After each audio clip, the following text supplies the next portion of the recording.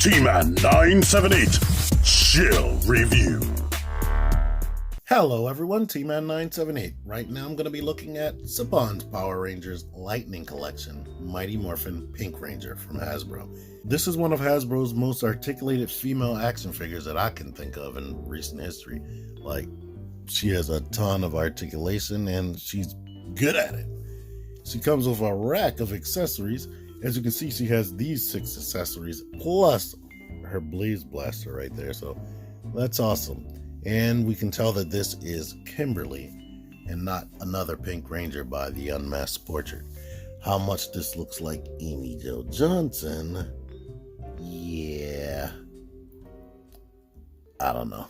Straight out of the box, she looks like this, and very detailed, very cool. Like I said, they put a ton of articulation in there. The one thing that suffers on this figure is the paint. Like, you'll have various shades of pink all over her body. Like, this is looking faded out and way brighter than any of the other pink. The pink down here is darker than in the legs right here.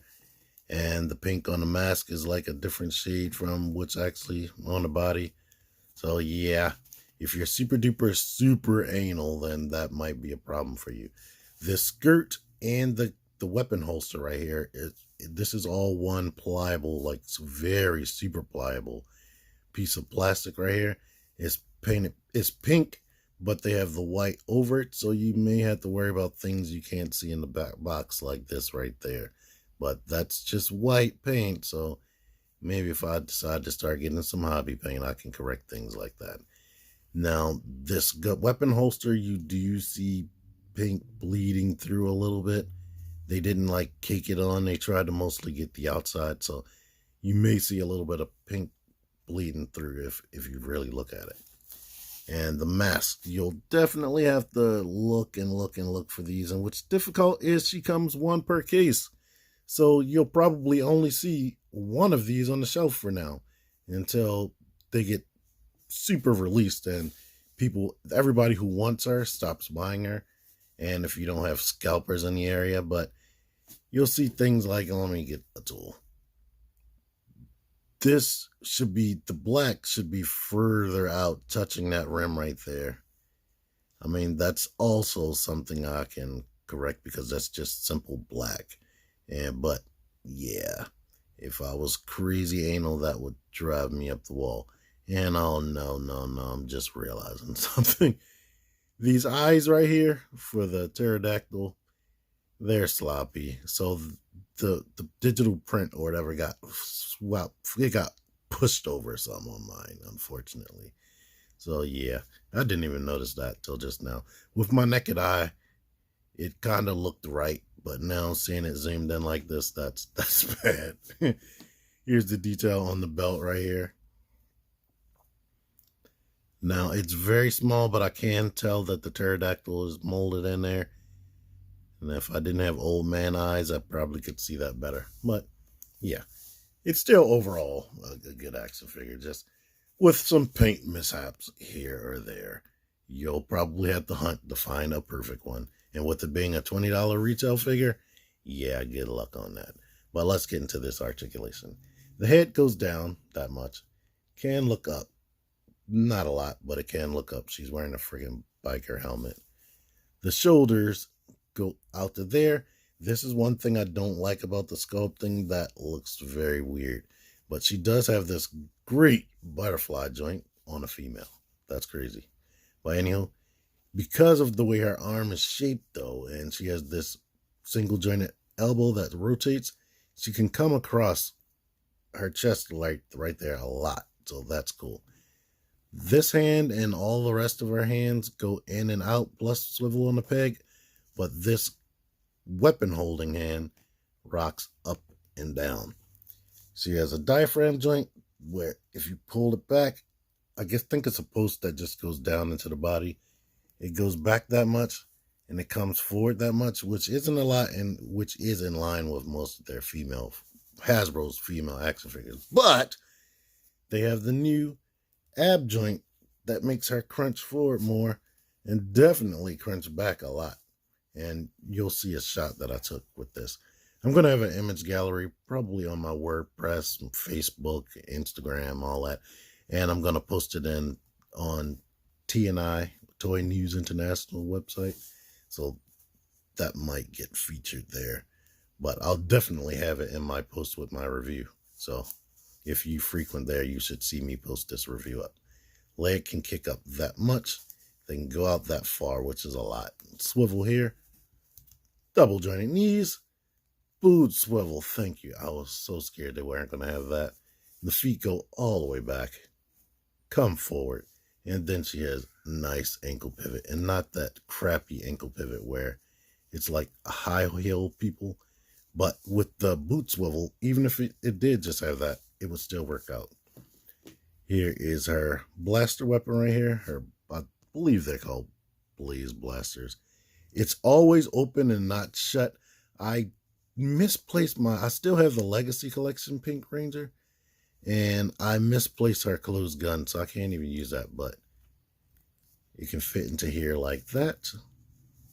And because I have this Loyal Subjects Pink Ranger right here, I can get her movie whip that she had, and she can actually hold that nicely because these things have oversized hands and heads. She comes with this bow. I believe it's the same bow that comes with the exclusive Red Ranger that had 2 in a pack, and I had all of the Ranger's weapons formed into their super mode. And to let you see, yes, this should be the same bow, but they didn't paint the inside of here. That's a little bit unfortunate and cheap, but they don't advertise it on the packaging. But if you get all of the Rangers, you should be able to build that super weapon, and I'm so happy about that because Legacy Collection didn't do that. They were just straight up the bow, and you couldn't connect anything together. But of course, she can hold this in her left hand. She comes with an arrow plus the energized blasting off arrow. This is kind of a bit difficult. You have to like mess around with it until you get it into some type of situation where you feel good, that it looks good, or you can even like point it this way. She has a cutout between these 2 fingers so that she can hold that like that, and maybe you can like balance it for a while for a picture like that. And same thing goes for this. In a picture I took, I kind of like put this in between her fingers right there. And there's a lot of noise going on out back. It's like I can't get lucky with that. These hands, they take a lot of effort to get out. And she has these long pegs. So I guess they're trying to make sure you do not break this. But she does have this swap out high hand or martial arts gestury hand. And she comes with a fist. So those are great additions for poses and whatnot. So yeah, I like that. And of course, as you saw at the beginning, she has the portrait head. And I can't believe there's a kid out there just squealing and wailing. Oh boy, I'm never home around this time. I'm on vacation for TFCon is coming this weekend. But anywho, here's the face. I mean, it's a nice face. It looks like a person, but I can't really say it looks like Amy Jo Johnson. I mean, this must be like a specific scene. And if they don't print the eyebrows and eyes and teeth on there in a correct way, like you saw the mask, that can make it look off. But I think they put this on right, but it still doesn't quite look like her to me. The cool thing is if you zoom in, you can see her like rosy cheeks and whatnot, but you can also see the digital look like on her teeth and her eyes and eyebrows and whatnot. But it's an awesome figure to me, to be honest. I'm happy with it. If anything, because I'm greedy, I wish she would have had 2 fists.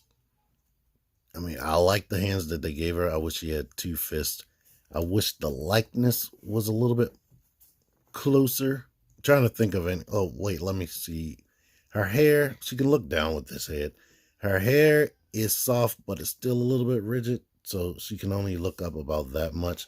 And I see it's prying away from her ears. And she does have painted in earrings, if you didn't see that.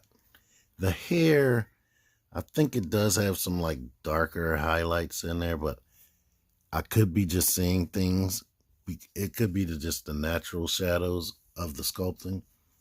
So, but you do get natural shadows if it's not painted. Here she is next to someone who actually matters, because he was actually on our show. And I guess that's a good height difference right there. I'm not sure if he was like even more taller than her. I mean, when I first pulled him out, let me try to get it lower. He did look a little bit more tall than this. Like back to back. That's what we're working with. But here is a female Marvel Legends. Typical female height right there. And here is Rey from Rise of Skywalker. So, yeah.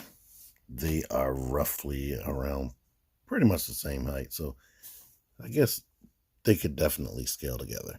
And definitely you could take some pictures with them and they look about right. So, besides the stuff with the paint mostly, I don't have too much to complain about, but you heard what I complained about. I still like the figure a lot, and I'm happy that I own it. There'll be a link in the description if you want to purchase this off Amazon. I think there may be some type of problem, but if you want to click that link, maybe she's back in stock. Also, my other social media type stuff is down there if you want to find me outside of YouTube. Go ahead, feel free. Thank you for watching this. Until next time, T-Man978 out of here. Click the videos. Click the videos, baby. Click the videos. You should really click these videos. Click the videos. Click those videos, baby. Click the videos. You really should click those videos. Click that shit.